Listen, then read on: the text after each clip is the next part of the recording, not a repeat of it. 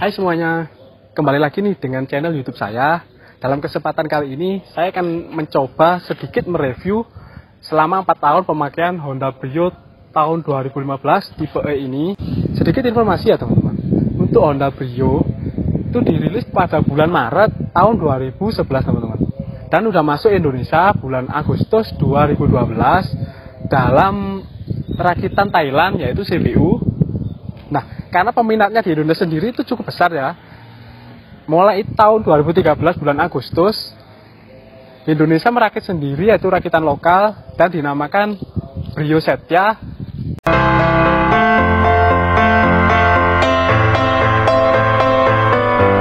Kita akan mencoba sedikit menilai tampilan depan dari Honda Brio tahun 2015 ini teman-teman.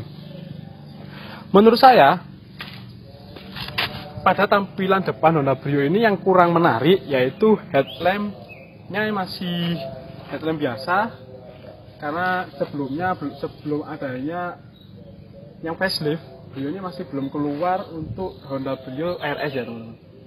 Yang itu cukup menarik headlamp depannya. Nah, di sini saya kasih cover dikarenakan menurut saya lampu depannya terlihat kuno ataupun kurang sporty untuk dilihat teman-teman. Nah, untuk tipe I sendiri sudah dibekali 2 fog lamp di sini pada grill bawahnya. Untuk Brio Setia ini sendiri cc-nya menjadi 1200, berbeda 100 dengan rakitan Thailand yaitu Honda Brio CBU. Kita akan mencoba melihat tampilan samping dari Honda Brio ini sendiri. Apa saja yang menurut saya patut diapresiasi yaitu adanya stain di posisi samping, dimana untuk kompetitor lainnya masih belum ada ya pada tahun 2015 itu. Nah, fungsi stain ini sendiri menurut saya cukup penting apabila kita mau belok, semisal di belok kanan ya, ada kendaraan sudah ada di posisi samping kita, jadi sebagai indikasi kalau kita itu mau belok kanan. Jadi untuk pengendara lain itu bisa mengetahuinya dengan melihat stain yang berada pada fender posisi depan.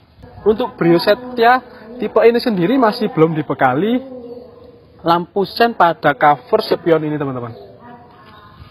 Nah, yang saya suka dari Honda Brio ini daripada kompetitor lainnya yaitu terdapatnya tuas pembuka pintu ini sudah tuas tarik ya, bukan tuas yang model lama. Tuh, ini sudah menurut saya cukup patut saya apresiasi karena ini cukup baik lah. Ada tuas ini sudah kelihatan modern. Nah, sekarang kita akan mencoba melihat tampilan belakang dari Honda Brio generasi pertama ini teman-teman. Untuk tampilan belakangnya ini sendiri Honda Brio generasi pertama ya ini masih menggunakan full kaca, dan ini mengingatkan saya pada mobil tahun 80-an, kalau nggak salah itu SB3. Nah, untuk sisi keamanan, dengan adanya full kaca ini sendiri, resiko cedera ketika mobil ini ditabrak dari posisi belakang, penumpang posisi belakang itu lebih besar resikonya untuk cedera. Nah, untuk lampu belakangnya sih menurut saya cukup menarik ya, karena terlihat 3D dengan desain seperti ini, dan sudah dibekali 2 sensor parkir yang cukup membantu ketika kita mau mundur parkir di tempat yang gelap teman-teman. Nah, untungnya untuk Brio generasi pertama ini dibekali spoiler yang sudah terdapat sen pengereman di belakang sini, dan apabila tidak ada, mungkin Brio ini seperti terlihat trepes, tampilannya lebih trepes ataupun dia seperti setrika bentuknya apabila tidak ada spoiler ini teman-teman. Untuk tipe ini sudah dibekali wiper di posisi belakang, dan untuk tipe S atau tipe A nya ini masih sepertinya masih belum ada. Nah, kelemahannya di Honda Brio tahun 2015 generasi pertama ini, ketika kita mau membuka bagasi ini tidak bisa otomatis langsung menggunakan tuas posisi belakang ini teman-teman. Nah, Honda Brio ini harus menggunakan kunci untuk membukanya seperti ini, ataupun kita bisa menarik tuas di posisi pengemudi. Nah, ketika kita membuka tuas seperti ini, ketika kita mengunci seperti ini, dia mulai terbuka. Jadi sedikit ribet ya apabila kita membawa barang mau membuka dengan satu tangan pun tidak cukup. Karena menurut saya seharusnya dengan adanya tuas itu lebih memudahkan dia untuk membuka pintu bagasi belakang. Dan untuk kapasitas bagasi Honda Brio ini sendiri menurut saya terlalu sempit ya teman-teman. Karena apa?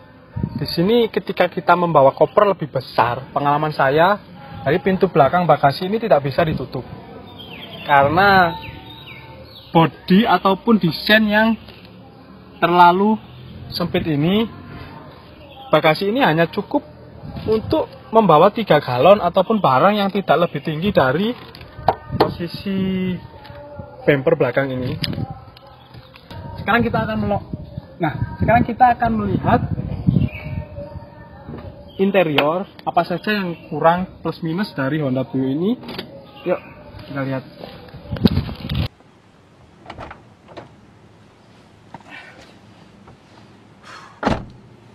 Nah, sekarang kita berada di dalam kabin Honda Brio generasi pertama, di mana saya akan sedikit menilai yaitu tampilan dalam Honda Brio ini.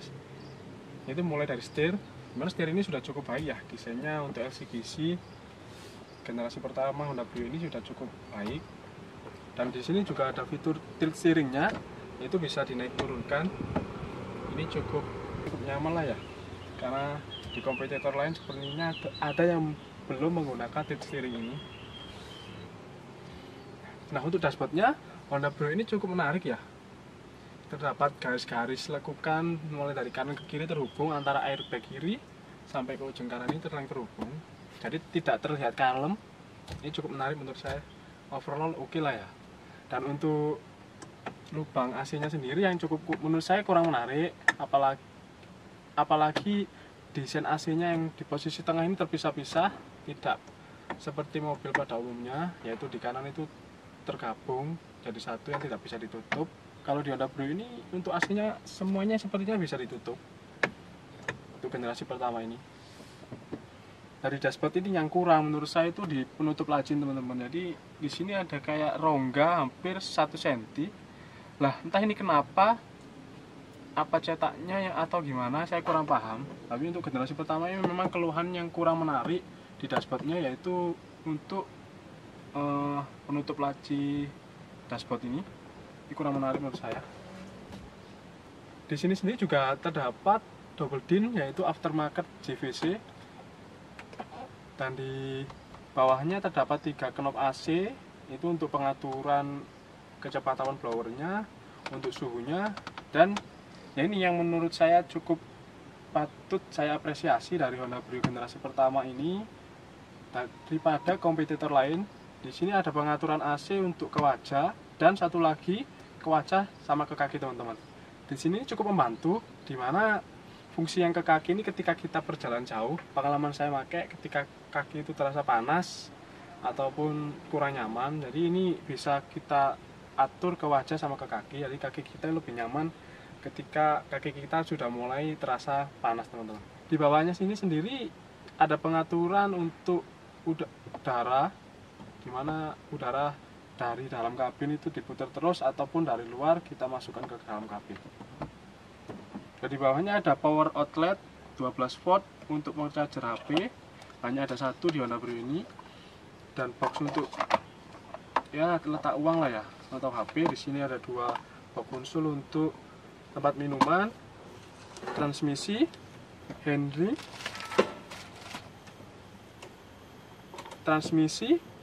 handrem, sama 1 box konsul khusus minuman untuk pengemudi belakang ini teman-teman. Nah, untuk di posisi pengemudi kanan sini, ya ini ada pengaturan mirror untuk pengaturan spion naik turunnya, mengunci, power window, dan 4 pengaturan tombol buat ngatur buka tutupnya power window. Nah, untuk samping-sampingnya sudah ada tempat air minum di Honda Brio generasi pertama ini. Nah, untuk jok Honda Brio ini sendiri dengan postur saya 165 ini cukup pas lah ya, tidak terlalu rendah. Dan sayangnya masih belum ada naik turun untuk kursi pengemudi ini, hanya saja bisa dimaju mundurkan sama direbahkan nih teman-teman. Nah untuk joknya sendiri headrestnya masih tergabung jadi satu sama joknya. Ini menurut saya sudah ya cukup lah ya untuk mobil LCGC, karena mobil ini tidak dipakai jauh tapi hanya di dalam kota. Dan untuk sisi keamanannya sendiri ada dua seatbelt, posisi pengemudi dan posisi depan kiri. Dan di sini juga ada spion yang ada tuasnya, dimana ini ketika kita silau apabila lampu dari kendaraan belakang itu tak kita, ini bisa ditarik, itu untuk menghindari ketika silau. Nah untuk di sini Honda Brio di sini sudah ada dua cermin ya, ada dua cermin, ini cukup lah ya meskipun tidak ada lampunya. Dan untuk pengemudinya sendiri tidak ada towingnya, di sini hanya penumpang kiri saja sama dua pintu belakang teman-teman. Nah, sekarang kita akan mencoba melihat kekurangan dari Honda Brio generasi pertama di baris kedua. Yuk.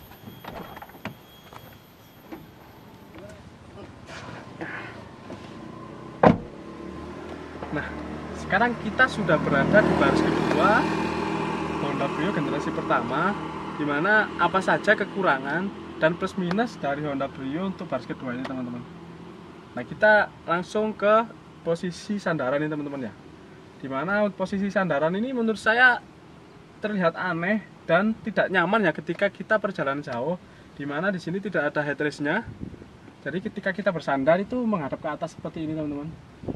Jadi ketika perjalanan jauh pun pasti cukup capek lah ya ini. Dan untuk keluasannya, untuk atap ke kepala saya ini ada kira-kira 4 jari sampai 3 jari. Dan ini pasti cukup bermasalah ketika ada penumpang melebihi 170 cm. Itu pasti dia bakalan mentok ataupun nempel di sini. Ini cukup kurang nyaman. Dan untuk keluasan dari kaki kita itu cukup luas lah ya, masih bisa buat untuk ya bersandar kaki seperti ini, cukup luas. Ada jarak 10 jari dari kursi pengemudi depan.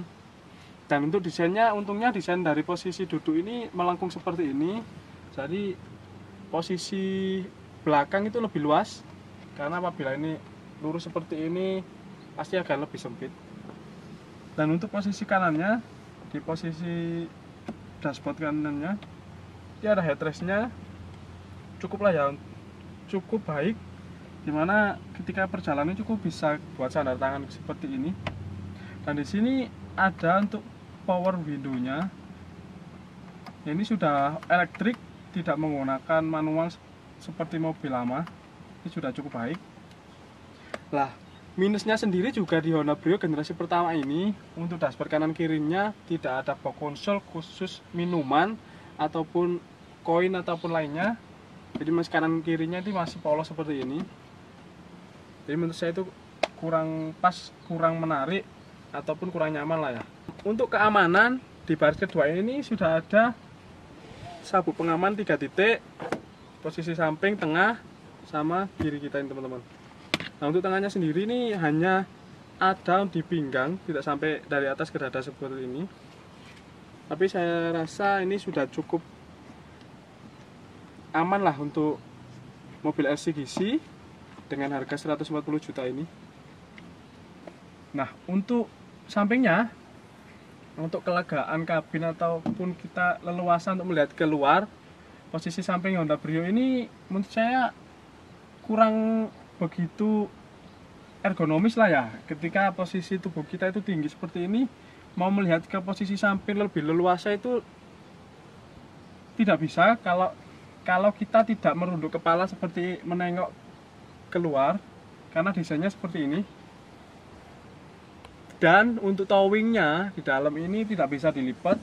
Dan ini pengalaman saya, ketika kita posisi duduknya tinggi atau orangnya tinggi di bawah, ini mau menengok ke samping ataupun mau seperti ini, dia sering terbentur ini teman-teman, karena ini tidak bisa dilipat. Nah untuk Honda Brio ini sendiri yang kurang pas juga ketika kita mau turun, dimana kita terganggu posisi. Nah ini cukup mengganggu, tidak leluasa ketika kita mau turun ataupun mau naik, karena banyak keluhan untuk posisi belakang ini. Dan untungnya untuk posisi belakang, untuk keamanan buat anak-anak kecil di sini, tuas kecil, ketika kita tarik ke bawah seperti ini, otomatis pintu tidak bisa dibuka melalui seperti ini, karena ini untuk keamanan ketika di belakang ada anak kecil, ya tidak otomatis terbuka teman-teman. Kali ini kita akan mencoba apa saja sih kekurangan dari Honda Brio ketika di jalanan. Dan saya tidak membahas terlalu detail karena sudah banyak yang membahas tentang kelebihan Honda Brio ini. Saya akan mencoba membahas pengalaman saya 4 tahun memakai Honda Brio ini. Nah, untuk pertamanya, untuk kelebihan dari Honda Brio sendiri, yaitu ada di setirnya. Setirnya itu desainnya pun cukup baik dan posisinya pun juga pas lah ya. Ketika kita pakai ini cukup santai banget, tidak begitu terlalu tinggi pun juga enggak, terlalu rendah juga tidak. Dan di sini pun juga ada fitur untuk naik turunnya, yaitu tilt steering. Ini bisa dinaik turunkan ketika posisinya kita kurang pas. Hanya saja di Honda Brio ini masih belum ada teleskopiknya atau naik maju mundurnya setir ini. Tidak seperti Honda Jazz. Menurut saya Honda Brio ini yang kurang yaitu AC-nya. Ketika siang hari, meskipun temperaturnya sudah mentok, dia pun tidak seperti mobil pada umumnya. Dia tidak cepat dingin nih teman-teman. Jadi menurut saya, yang pernah saya cek juga di Kaskus ataupun di artikel lainnya, memang kelemahan Honda Brio ini sendiri AC-nya kurang dingin. Kalau malam hari beda ya, cukup dingin lah kalau malam hari. Dan untuk tarikannya sendiri selama 4 tahun pemakaian, Honda Brio ini cukup enteng mas ya. Jadi 0 sampai 100-nya pun juga masih tidak ada kendala ya, cukup mudah banget, cukup enteng. Untuk koplingnya juga selama 4 tahun juga masih enteng dan tidak terlalu berat, masih normal lah ya. Untuk pengeremnya pun juga masih normal selama ini, dan masih belum ada penggantian mulai dari baru sampai sekarang. Dan sudah saya cek, ternyata juga masih tebal kampas remnya. Yang perlu dicek di Honda Brio ini sendiri, kalau kilometer sudah 40.000 km, yaitu kipas mesin terutama teman-teman. Jadi saya pernah mengalami kipas mesinnya mati. Nah itu saya curiga ketika menyalakan AC, jadi dinamonya tidak terdengar. Biasanya kalau Honda Brio ini ketika putaran kipasnya itu lagi berputar, dia itu cukup terdengar dari kabin ketika berhenti. Jadi saya curiga kok bunyinya terlihat tidak seperti biasanya. Jadi saya cek, ternyata kipasnya mati, dan resiko ketika itu tidak diketahui tidak teridentifikasi dari awal, mobil ini bisa overheat teman-teman. Dan ternyata saya servis pun juga tidak habis banyak, hanya 110.000. Bukan rusak ternyata, hanya saja kotor, dibersihkan ternyata sudah normal lagi. Sampai sekarang pun juga tidak ada kendala. Dan yang perlu diperhatikan juga mesin-mesinnya, untuk sampai dari busi, filter udara, filter mesin pun juga patut diperhatikan di mobil Honda Brio ini biar tidak ada kendala yang berarti lah ya. Kita kembali lagi ke dalam kabinnya, dimana Honda Brio ini masih belum ada filter AC teman-teman, filter AC di dalam kabin. Ini penting banget, karena saya pernah mengalami harus bongkar semua dashboard sampai ke setir ini, dikarenakan bau dari filter utama AC itu kotor teman-teman. Jadi saya sarankan buat kalian-kalian yang punya Honda Brio untuk memberi filter tambahan di dalam kabinnya, biar ketika kotor kita membersihkannya pun juga cukup mudah.